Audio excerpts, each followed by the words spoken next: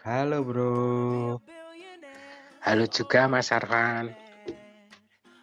Ada yang ingin aku tanyakan bro. Kan dulu Ya, sampean ini kan orang lihat lah. Nah terus kok bisa jadi nggak lihat itu bisa diceritain nggak? betul saya dulu lihat dan sekarang enggak. Bisa sih. Nih waktu tahun 2005 saya kerja di pabrik kimia dan akhirnya kecelakaan. Terus keadaan sekarang nggak bisa ngeliat gitu Mas Arfan. Terus kecelakaan itu pakai motor atau kecelakaan di pabrik ya bro? Waktu itu di pabrik, waktu itu malam-malam pas produksi yang sebenarnya nggak ditutup karena waktu itu kan ngoplos ya campur gitu, terus malahan tak tutup karena keburu-buru, terus akhirnya meledak, terus ya kena lah badan semua Termasuk gitu Mas. termasuk ke dua indera penglihatan. Retin ya termasuk apa namanya matanya, jadi waktu itu kan kena semua, cuman karena retina itu nggak terlalu kuat, jadi yang kena, yang rusak itu retinanya. Terus bro, itu pabrik apa ya bro? Saya itu perusahaan, di dalam perusahaan saya kerjanya ini apa namanya industri, jadi kita bikin gitu, Bikin semacam apa bro? kita bikin cleaner, jadi pembersih, jadi apa ngelayanin di pabrik-pabrik otomotif itu, jadi kita ngirim, yang kita jual adalah pembersih, misalnya pembersih oli, pembersih cat gitu. Jadi kalau salah ngecat kita bikin perontoknya gitu. Kayak semacam thinner gitu. Iya, cleaner. Jadi kalau yang kita produk adalah scale cleaner, cleaner 23, terus penkill, penkill itu, terus pen remover. Cuman itu yang saya buat. Itu 2005 ya. Dan selama Ya, dari kecelakaan itu ada nggak kayak down atau frustasi gitu dengan keadaan yang tadinya ngelihat terus nggak lihat itu masa-masanya gitu loh. ya ada lah kira-kira selama berapa ya, selama 1 tahun itu. Dan jadi kita kan saya maksudnya dirawat di rumah sakit itu hampir 1 tahun gitu. Jadi untuk operasinya pun mencapai berapa ya, sampai 3 kali. Waktu habis kecelakaan langsung dimasukin ke RSCM kurang puas, terus kita masuk ke AINI kurang puas, terus kita masuk ke JIC. Nah setelah di JIC itu penglihatan makin nggak ngelihat, ya udah akhirnya berhentilah ke rumah sakit. Hasil diagnosa dari dokter itu apa? Kalau hasil diagnosa dari dokter ya harus ganti retina gitu. Nah setelah retina ganti itu malahan jadi nggak lihat gitu.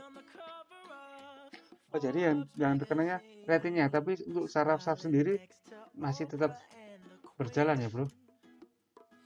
Kalau saraf-sarafnya enggak, soalnya kan yang kebakar kan retina. Oh, nah setelah eh, berobat ke sana ke sini, akhirnya bisa menerima keadaan dengan Akhirnya bisa menerima keadaan itu karena punya prinsip, selagi masih ada air dan api kan manusia pasti masih diberikan kehidupan. Akhirnya tahun 2000, awal tahun 2006 saya minta pulang, akhirnya pulanglah ke Magelang. setelah pulang apa kegiatan di rumah di Magelang? Setelah pulang saya masih punya banyak teman di Jakarta, terus saya buka showroom motor bangkrut, terus saya distributor rokok bangkrut, terus perjalanan distributor rokok itu kan saya ketemu sama tunanetra, kok bisa ini dan itu terus saya tanya, sekolahnya di mana, di Temanggung gitu. Terus akhirnya awal 2006 itu saya masuk ke PSBN Temanggung. jadi sempat belajar di panti sosial Bina Netra ya? Ya, saya di sana selama 2 tahun, terus pindah ke Solo, terus 2012 tuh saya ngikutin juga di Kartika Distarata di Jakarta. Dan dari belajar pindah-pindah itu sekarang pasti punya semacam kayak panti pijat ya, atau masas gitu ya? Setelah saya pulang dari Temanggung tuh tahun 2009, saya kesana kesini cari kontrakan buka pijit, terus setelah itu menemukan istilahnya ide lain. Jadi untuk sekarang panti pijat ditempati teman, saya milihnya ke industri kebersihan. Industri kebersihan kayak apa bro? Atau masih bergerak di dulu waktu masih lihat kayak bikin dari bahan kimia kayak cleaner tadi? Enggak, waktu awal-awal memang ya saya bikin sabun, cuman karena permasalahan dari bahan baku itu terlalu repot, akhirnya saya pindah bahan baku yang ada di daerah saya. Jadi saya sekarang bikin kerajinan sapu gitu. Oh, itu bikin sapu tuh dapat keterampilan dari mana ya bro? Awal gagasan itu waktu di PSBN kan diajarin pijit, terus keterampilannya itu kan bikin sapu, keset, kemucing. Nah, terus saya ambil salah satu bikin sapu toh. Oh, karena emang gini ya, karena emang Pak Arwanto ini seorang yang pantang menyerah, terus dari tadi yang bikin buka showroom, terus bikin jualan rokok tadi, terus sampai sekarang pun tetap harus berjuang ya, walaupun dengan keadaan kebutaan tapi tetap berwirausaha ya. Ya betul sekali, karena salah satu tujuan kan saya nggak mau ngerepotin keluarga. Jadi apapun yang terjadi dalam keadaan seperti apapun kan, selagi masih diberi hidup kan harus berusaha. Nah, apa yang saya bisa itu salah satunya bikin itu. Untuk sementara ini masih bikin sapu. Jadi udah tahun-tahun ini saya istilahnya saya yakin gitu. Jadi ya saya yakin untuk sapu ini bisa ngidupin saya gitu, Mas Arfan. Itu kalau bikin sapu itu hasil karya sendiri, dikerjakan sendiri atau dibantu teman-teman tunanetra yang lain, Mas Bro? Untuk awal mula gitu, jadi kalau dibantu kan otomatis masih ngerepotin orang. Jadi dari awal mula itu saya udah punya keyakinan kalau sapu bisa. Nah, terus perjalanan hidup akhirnya saya bikin sendiri dari bahan mentahan itu, terus saya proses, jadi saya sisir, terus saya rangkai sendiri, saya jual sendiri gitu. Terus setelah perjalanan lama gitu, saya ngajakin teman-teman bagi yang mau gitu. Sekarang bisa dikatakan udah agak enakan ya, udah ada yang bantu ya, dari segi produksinya, terus segi pemasaran juga udah ada yang bantu ya. Untuk sementara ini masih ada sih ya 2. Jadi untuk bagian produksi kita masih minta bantuan. Jadi apa yang kira-kira mereka bisa kerjakan. Jadi tujuan saya bukan ini pekerjaan ini bukan cuma untuk saya. Saya berpikir mereka itu yang nggak punya keahlian gitu, saya bantu. Jadi untuk sekarang itu saya sudah bisa berjalan 3 orang. Jadi pemikirannya ada di saya, untuk tenaganya kita jalanin bareng-bareng. Oh, jadi itu berawal dengan diri sendiri, produksi sendiri, terus sekarang udah ada yang bantu 3 orang. Lah ini untuk pemasaran itu kan tunanetra ya, gimana cara untuk pemasarannya gitu loh? Iya. Untuk pemasaran kalau masih awal-awal memang kelihatannya susah, cuman setelah dijalanin itu sebenarnya gampang sekali. Jadi kita pertama ya, kita kita jualan keliling. Jadi dari jualan keliling itu kan kita tahu siapa sih yang butuh, misalkan ya kita bisa nitip ke warung ya. Keduanya kantor-kantor, jelas ya kalau kantor-kantor itu kan pasti butuh. Nah, butuhnya itu misalnya kalau di sekolahan itu ada yang 3 bulan sekali, ada yang 6 bulan sekali, ada yang 1 tahun sekali. Itu kita bisa tahu kan karena dari kita pernah jalan. Jadi berawal dari bisa dikatakan door to door ya, jalan dulu keliling dipasarin terus merambat ke perkantoran ya, atau bisa dikatakan kantor pemerintah, sekolahan-sekolahan, karena emang kantor-kantor atau sekolah itu membutuhkan untuk bersih semacam sapu gitu ya. Ya betul sekali. Jadi kan karena kita itu udah punya keyakinan mantap pasti laku. Jadi pertama kali kan kita harus jalan dulu. Kita jalan itu untuk mencari tahu kemana saja sapu ini bisa dijual. Nah sekarang itu untuk masalah tahu gitu, jadi ya untuk ilmunya. Jadi kemana saja bisa dijual itu sudah di dalam genggaman. Cuman untuk masalah kelancaran itu kan misalkan kita harus minta kontrak dari sekolah. Nah itu yang belum, karena untuk produk sendiri juga belum siap karena kita masih tahapan masih merintis itu, Mas. Jadi kalau di kantor-kantor pemerintah ataupun sekolah gitu, jadi per 3 bulan sampai 6 bulan itu datang sendiri atau udah ada kontak untuk Mas Ranto, ini kok udah rusak sapunya, bisa diantar atau gimana? Untuk sementara ini masih belum, karena apa? Karena masih menyelesaikan masalah-masalah yang ada di kita ini kan belum selesai. Salah satunya produksi belum bisa banyak. Terus untuk tenaga juga kan belum ya masih tahap belajar. Jadi kalau produk itu kita sudah bisa banyak ya, bisa menghasilkan banyak. Terus untuk kita sudah bisa membayar karyawan, tentunya semuanya sudah bisa diatur. Itu kan tinggal kita minta kontrak sama mereka semua itu kan.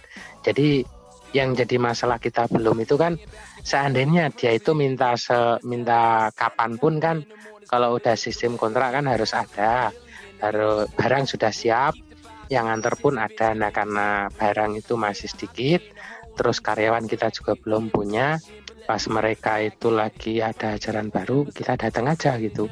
Cuman cuman sampai situ aja. Untuk sehari-hari kita ini udah cukup. Cuman untuk biar sukses itu tentunya harus arahnya ke situ gitu. Nah ini untuk produksi satu sapu itu diperlukan berapa waktu atau hari ya?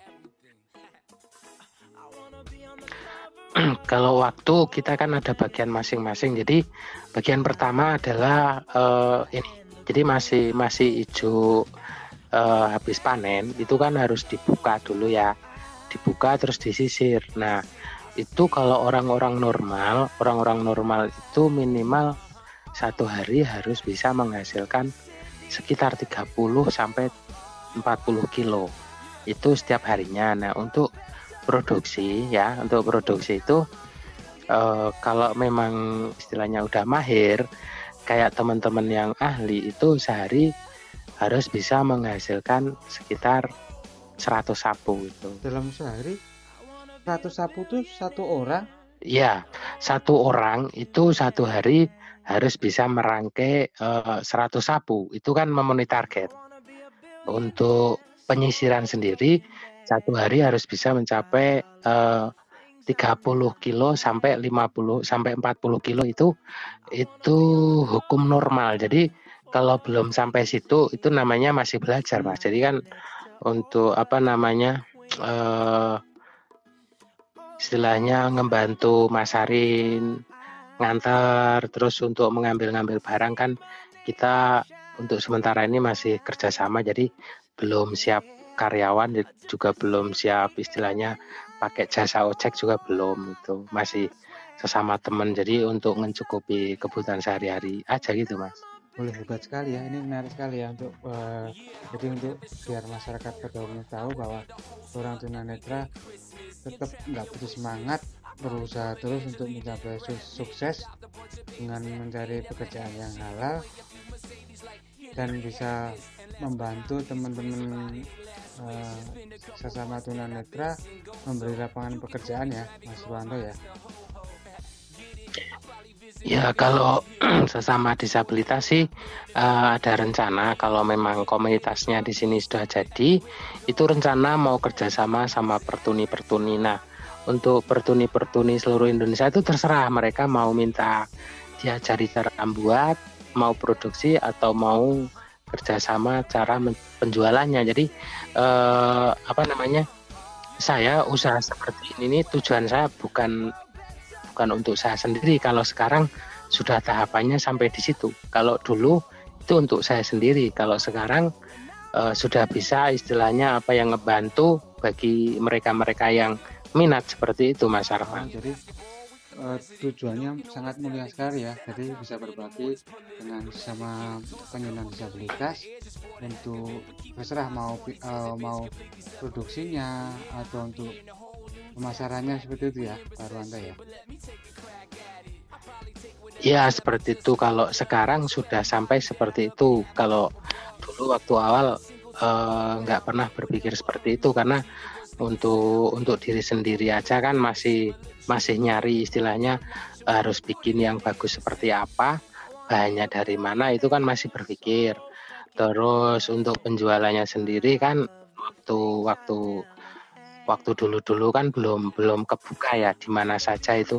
Jadi sasaran itu kan belum tahu. Nah, kalau sekarang kan itu tadi udah saya sebutin kan. Kalau misalnya saya tinggal di sekitaran Magelang itu kan otomatis saya bisa masarin ke sekitaran Magelang. Nah, di mana saja pasarnya itu kan tadi juga udah saya sebutin. Nah,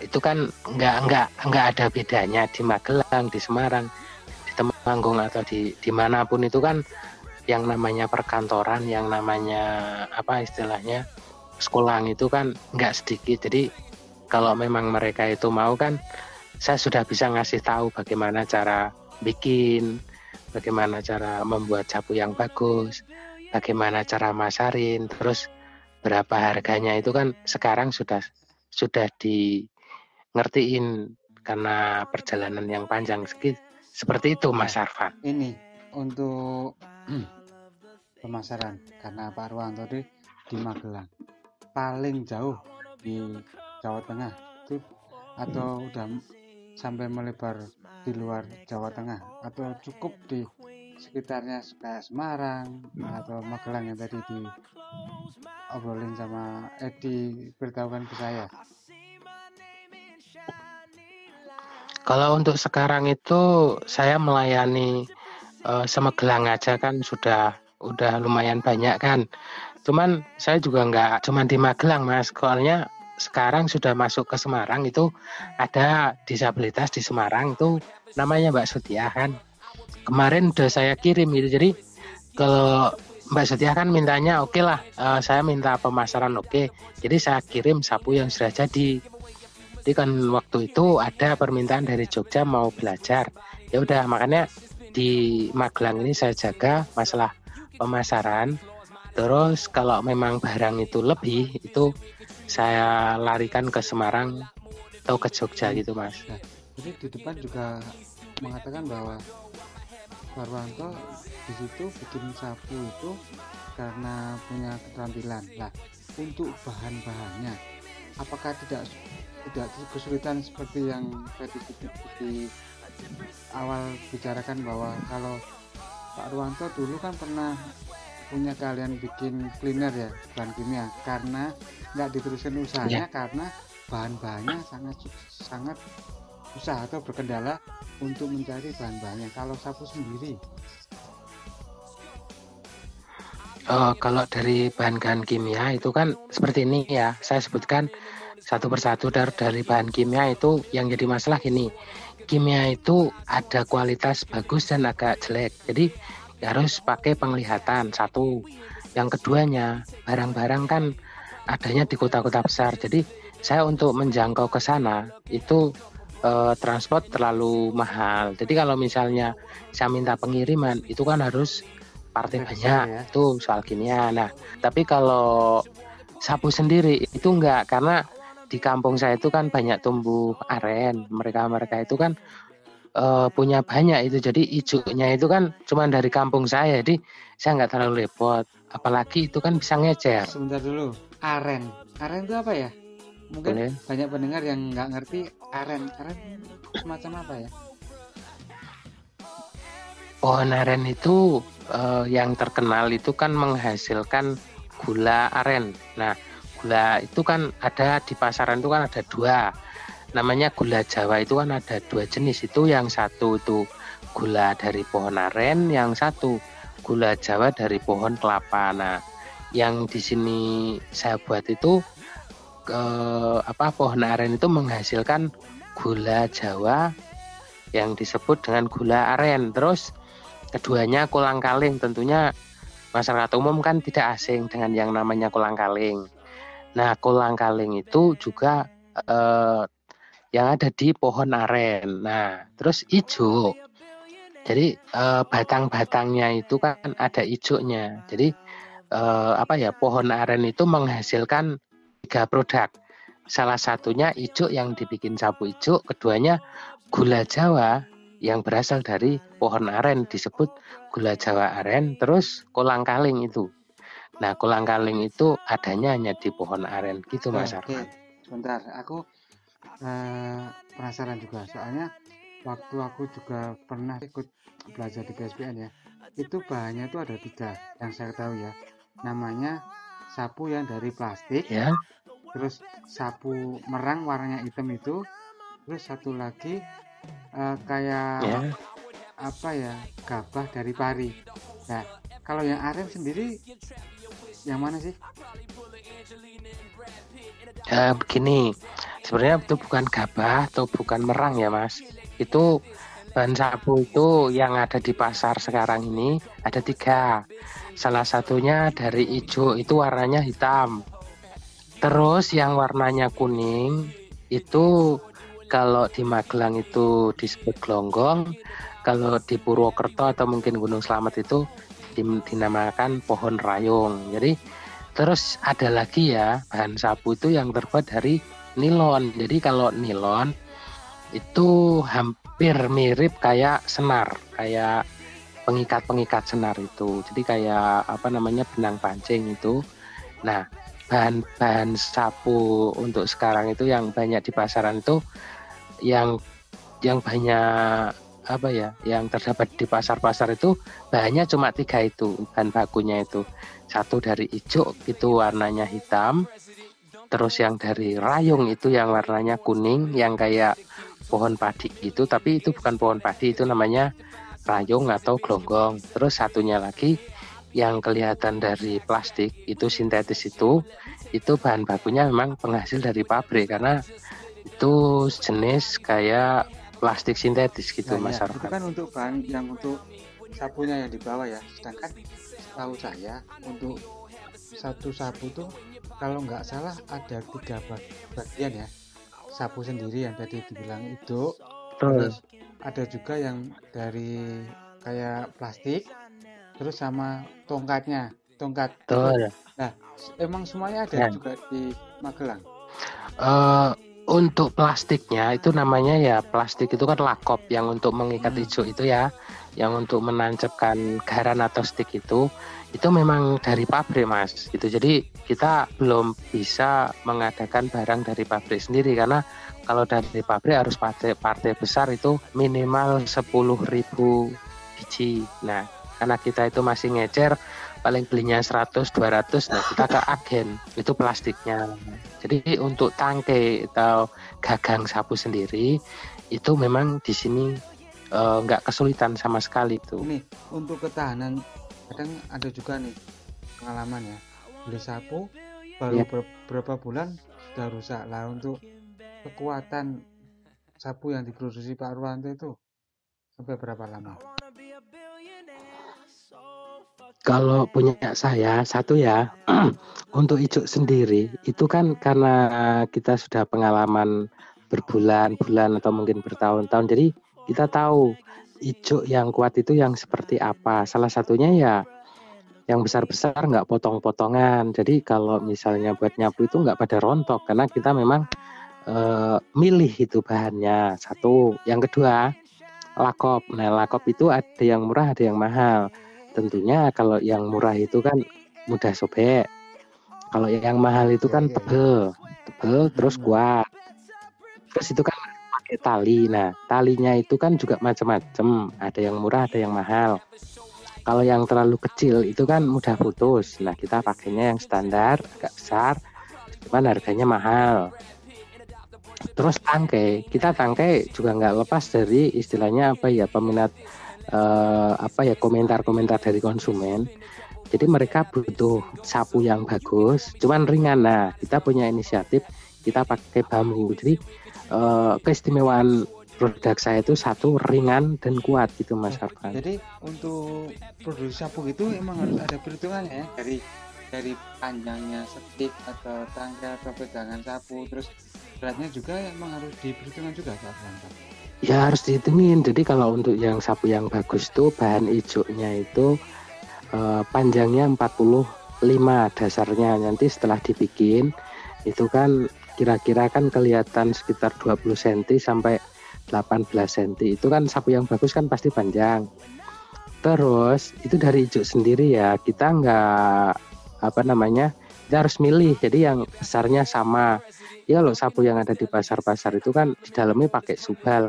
Jadi ijuk yang pendek-pendek itu dimasukin. Cuman kalau punya kita itu tidak. Jadi nanti untuk ijuk yang agak jelek-jelek itu ya kita bikin sapu nomor 2, nomor 3. Jadi yang untuk dijual ke pasar-pasar. Jadi kalau sapu yang kita jual keliling di sekolahan atau di kantor-kantor itu memang kita buat yang paling bagus karena harganya memang lumayan gitu ya, lumayan mahal. Jadi kalau yang sapu di pasar-pasar kan kita bisa ngejual terlalu murah, lebih murah dari mereka semua karena kita bikin sendiri. Untuk itu plastik atau lakop ya, itu kita juga beli yang murah, yang 1000-an gitu. Tapi kalau yang sapu saya jual keliling yang kelas nomor 1 itu bergaransi 6 bulan. Jadi kalau rontok atau tangkai patah atau andok sobek kita ganti gitu Mas. Pak Arwanto ini juga produksi nggak cuma jenis satu macam ya sapu ya, ada beberapa ya kualitas nomor 1 dan emang bikin kualitas yang bukan agak jelek, cuma emang bahannya nggak seperti yang kelas 1 ya atau kualitas yang nomor 1 ya. Iya. Jadi yang kita jual, kita promosikan ke siapapun itu yang nomor 1. Kalau untuk yang nomor 2, nomor 3 kita nggak bisa ngomong banyak karena memang kualitas nggak berani jamin. Ya udah, kita salah satunya kan tadi saya bilang untuk penjualan itu kan dengan perjalanan panjang kita tahu ada kantor, ada pasar, ada toko, kan juga ada warung. Nah, untuk kelas kantor atau kelas supermarket kita kasih yang nomor 1.